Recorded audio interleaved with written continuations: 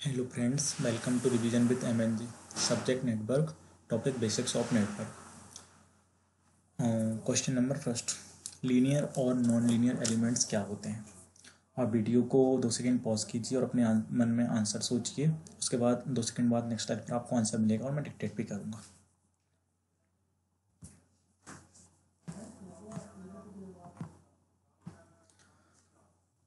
Linear elements वो elements जो passing through origin in the form of straight line, जो origin से पास होते हैं स्ट्रेट लाइन के फॉर्म में, उनको अपन लीनियर एलिमेंट्स कहते हैं। और जो लीनियर एलिमेंट्स नहीं होगा वो नॉन लीनियर एलिमेंट्स हो जाएगा automatically. Question number second, bilateral and unilateral elements क्या होते हैं।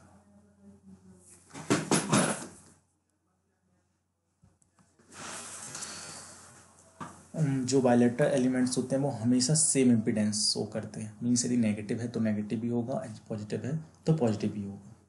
और जितने भी लीनियर नेटवर्क हैं वो हमेशा बायलेटरल एलिमेंट्स होंगे, लेकिन इसका inverse not true.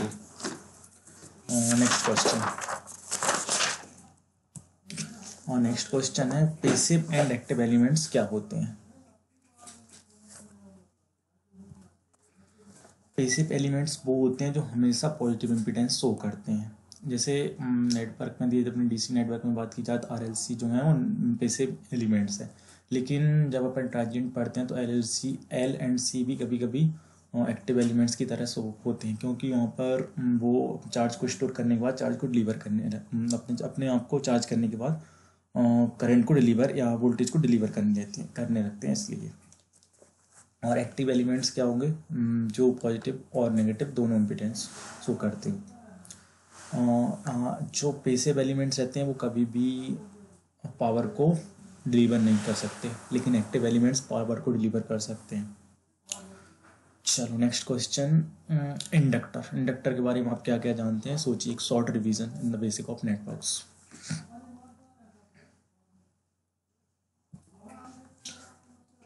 Inductor stores the energy in magnetic form. Inductance is the property of inductor, इसकी यूनिट हेनरी होती है और ये चेंज ऑफ करंट को अपोज करता है। इसलिए जो पास्ट में करंट होता है IL0 माइनस वो प्रेजेंट करंट IL0 प्लस से इक्वल रहता है, और वही IL0 के इक्वल रहता है। ये प्रॉपर्टी ऑफ इंडक्टर रहती है। और VLT इक्वल्स टू LdIL/dt, ये फार्मूला होता है वोल्टेज निकालने के लिए, यदि इंडक्टर करंट पता हो तो। नेक्स्ट क्वेश्चन, कैपेसिटेंस के बारे में आप क्या क्या जानते हैं, मतलब एक शॉर्ट रिवीजन में सोचिए। उसके बाद नेक्स्ट स्लाइड पर मूव कीजिए। Capacitor is the property of capacitor which opposes the charge of voltage, change of voltage. ये चेंज ऑफ वोल्टेज को अपोज करता है, तो V0 plus is equals to V0 minus is equals to V0। ICT is equals to CdVCT by dt, Ohm's law. चलो next question, voltage source and voltmeter क्या होता है।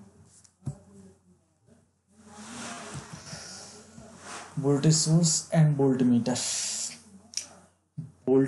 से हमेशा 0 एम्पियर करंट फ्लो होता है या फिर बहुत ही लेस करंट फ्लो होता है। ये इक्विवेलेंट सर्किट ऑफ वोल्टमीटर था। आइडियल केस में हमेशा वोल्टमीटर से 0 एम्पियर करंट फ्लो होता है। Next question, current source and ammeter क्या होता है। जो आइडियल एमीटर रहता है उसके क्रॉस हमेशा 0 वोल्ट फ्लो होता है, और वोल्टेज हमेशा जीरो वोल्ट होता है, इसको अक्रॉस हमेशा 0 वोल्ट होता है। Sorry, ammeter is device which is used for measurement of short circuit current. Ammeter हमेशा अपन नॉर्टन्स करंट बोलते हैं, जैसे शॉर्ट सर्किट करंट, वही जो मेजर होता है वो एमीटर से होता है। जबकि जो वोल्टमीटर से मेजर करते हैं अपन वो रहता है अपना थेवेनिन्स वोल्टेज। अच्छा नेक्स्ट क्वेश्चन में, स्टार टू डेल्टा कन्वर्जन का फार्मूला आप सोचिए।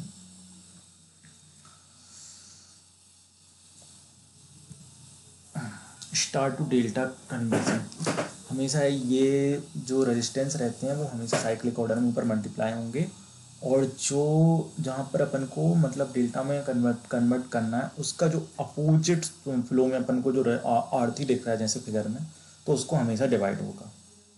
और इन अदर वे अपन कह सकते हैं कि जब अपन स्टार टू डेल्टा यदि सेम इम्पिडेंस हो और कन्वर्ट करते हैं तो वो 3 से मल्टीप्लाई हो जाता है जब अपन स्टार टू डेल्टा में करते हैं। इसी कारण 3 मतलब जो डेल्टा का रेजिस्टेंस रहेगा वो हमेशा स्टार से बड़ा रहेगा। इसलिए जो साइक्लिक ऑर्डर में जो मल्टीप्लिकेशन है और एडिशन है उसको अपन आरती से डिवाइड करेंगे तो हमेशा एक बड़ी वैल्यू आएगी, मतलब 3 इक्विवेलेंट, इसलिए यहाँ पर ऐसा होता है। और next question, delta to star conversion का फार्मूला।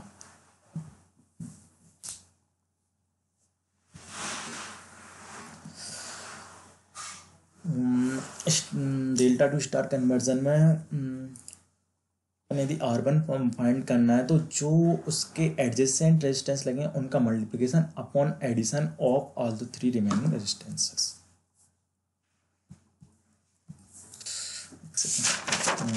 लेटेस्ट नेटवर्क के बारे में शॉर्ट में सोचिए, आप क्या जानते हैं, उसको कैसे अपन ब्रिज में कन्वर्ट कर सकते हैं, क्या उसकी ब्रिज बैलेंस कंडीशन रहती है। लेटेस्ट नेटवर्क ऊपर दिया हुआ है, उसको यदि अपन ब्रिज में कन्वर्ट करना है तो अपन जैसे यहाँ पे नंबरिंग मार्क की 1 2 3 4, तो सबसे पहले आप लोड को मतलब ब्रिज में जैसे कन्वर्ट कर सबसे पहले आप ZL लोड को रखेंगे, लोड के अक्रॉस 3 और 4 जैसे मैंने लिया 3 और 4 को लेंगे। उसके बाद 1 और 2 मार्किंग के हिसाब से आप जो जितने भी अपने इम्पीडेंस बची उनको मार्क कर देंगे। और बैलेंस ब्रिज की कंडीशन तो नॉर्मली सभी लोगों को पता ही रहती है, ZA into ZC is equal to मतलब जो multiplication of opposite impedances equal रहना चाहिए, तो बैलेंस ब्रिज कंडीशन रहती है। बैलेंस ब्रिज कंडीशन में हमेशा ZL के अक्रॉस 0 करंट फ्लो होगा और वोल्टेज का जो डिफरेंस रहेगा 3 और 4 के बीच में हमेशा 0 वोल्ट रहेगा। नेक्स्ट क्वेश्चन, लैडर नेटवर्क के बारे में आप क्या जानते हैं, और लैडर नेटवर्क में मतलब दिया हो तो आप उसको कैसे सॉल्व करेंगे, सोचिए। चलो, लैडर नेटवर्क ऊपर दिया गया है। अब जो आर मतलब जो इनफाइनाइट तक चल रहे हैं रजिस्टर्स 1 और 2 का मैंने एक एग्जांपल लिया है, ठीक है ना। तो आर इन को आप यहाँ से देखिए या फिर 2 ओम के राइट साइड से देखिए, क्योंकि इनफाइनाइट रेजिस्टेंस है इसलिए आपको सेम दिखेगा। तो उसको x लिख लीजिए, उसके बाद 2x x के पैरेलल में आ जाएगा, तो पैरेलल को अपन 2x अपॉन 2 प्लस एक्स करेंगे, प्लस जो रिमेनिंग और रेजिस्टेंस बचा 1 वो एडिशन हो जाएगा। ये किसके इक्वल रहेगा, x इक्विवेलेंट के इक्वल रहेगा। फिर इसको सॉल्व करने के बाद क्वाड्रेटिक इक्वेशन के फॉर्म में चेंज हो जाएगा, एक नेगेटिव में आंसर आएगा, एक पॉजिटिव में आंसर आएगा। रेजिस्टेंस कभी भी नेगेटिव नहीं होता, इसलिए जो अपना पॉजिटिव वाला रहेगा वो हमेशा आंसर हो जाएगा। Next question, independent voltage source क्या होता है और आप क्या क्या समझते हैं उसकी शॉर्ट में,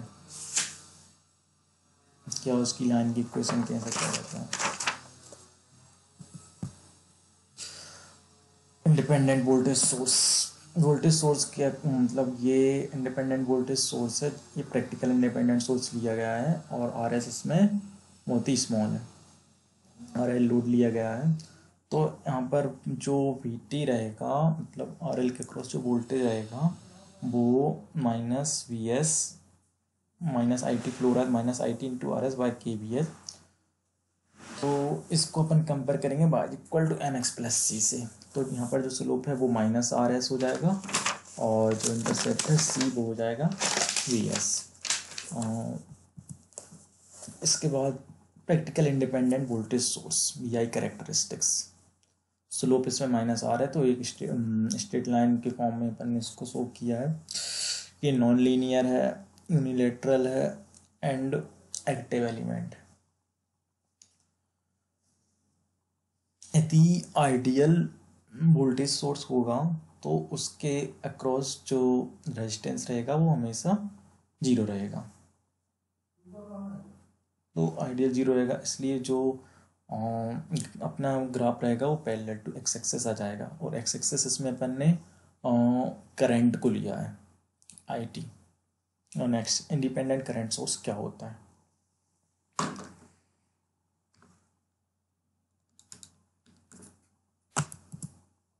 इंडिपेंडेंट करंट सोर्स, यहाँ पर अपन ने KCL लगाया है, तो जो रेजिस्टेंस साथ में लगा हुआ है पैरेलल में आई एस के, क्योंकि प्रैक्टिकल करंट सोर्स बनाना है, इसलिए जो रेजिस्टेंस उसको अपन ने बहुत हाई लिया है और लोड है ही। तो यहाँ पे अपन ने KCL लगाया, उसके बाद y equal m x plus c से अपन ने इसको कंपेयर किया। तो एम यहाँ पर जो स्लोप है वो -1/RS एंड जो इंटरसेप्ट है वो है IS। तो ये जो इसका ग्राफ होगा वो non linear unilateral and active element का ग्राफ, मतलब जो लाइन है वो ये नॉन लीनियर इसलिए क्योंकि जो लाइन है ना स्ट्रेट लाइन वो ओरिजिन से पास नहीं हो रही। आइडियल कंडीशन में हमेशा जो स्लोप रहेगा वो तो जीरो रहेगा, क्योंकि RS जो है मतलब वो इनफाइनाइट है।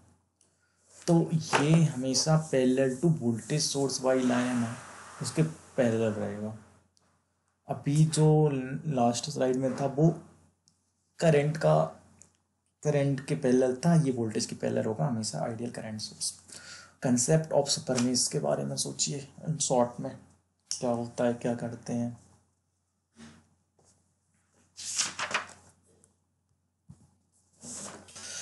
कंसेप्ट और सुपरमेश, जहाँ पर भी सुपरमेश फॉर्म हो रही हो, मतलब जहाँ पर भी इंडिपेंडेंट सोर्स डायरेक्टली कनेक्टेड हो किसी बात में, तो अपन वहाँ पर KVL का यूज़ नहीं कर सकते।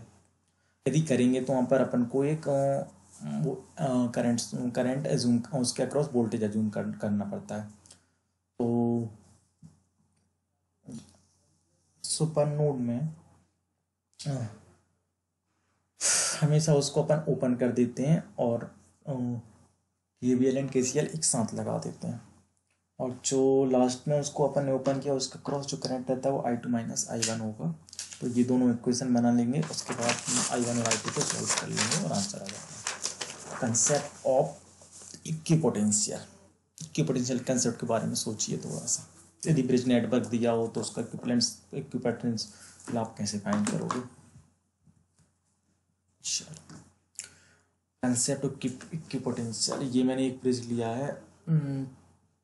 वैसे तो एक ब्रिज बैलेंस की अपन कंडीशन जानते हैं कि अपोजिट इम्पीडेंस को मल्टीप्लाई करने पर यदि इक्वल आ रहा है तो उसको ब्रिज बैलेंस रहता है, यदि इक्वल आ रहा है तो C और D के अक्रॉस 0 वोल्ट होगा। अब ये ब्रिज बैलेंस है तो अपन को पता तो 0 वोल्ट होगा, लेकिन अपन को इसको यदि इक्विपोटेंशियल और अपन कैसे पता कर सकते हैं। तो अपन को इसमें जिसकी मतलब C और D के अक्रॉस पता करना है कि इक्विपोटेंशियल है कि नहीं। तो C से अपन को A को देखना है, तो C से यदि अपन A की तरफ जा रहा है तो एक R आ रहा है। अब D से A की तरफ देखना है, तो D से A की तरफ देखोगे फिर भी सेम R आ रहा है, मतलब अपना 50% हो गया कि इक्विपोटेंशियल हो सकता है। अब C से अगेन B की तरफ देखो तो 2R आएगा, और फिर D से B की तरफ देखो 2R आएगा, मतलब यहाँ पर भी सेम चीज़ है वहाँ पर भी सेम चीज़ है, इसलिए इक्विपोटेंशियल होगा। चलो, यदि दो कैपेसिटर कनेक्टेड हों सीरीज या पैरेलल मतलब सिंगल सर्किट में, तो उनके अक्रॉस वोल्टेज क्या होगा। चलो, यदि कैपेसिटर डायरेक्ट पैरेलल और सीरीज में कनेक्टेड हों, उनके साथ में कुछ ना हो, तो जो इक्विवेलेंट वोल्टेज रहेगा वो हमेशा total charge upon total capacitance का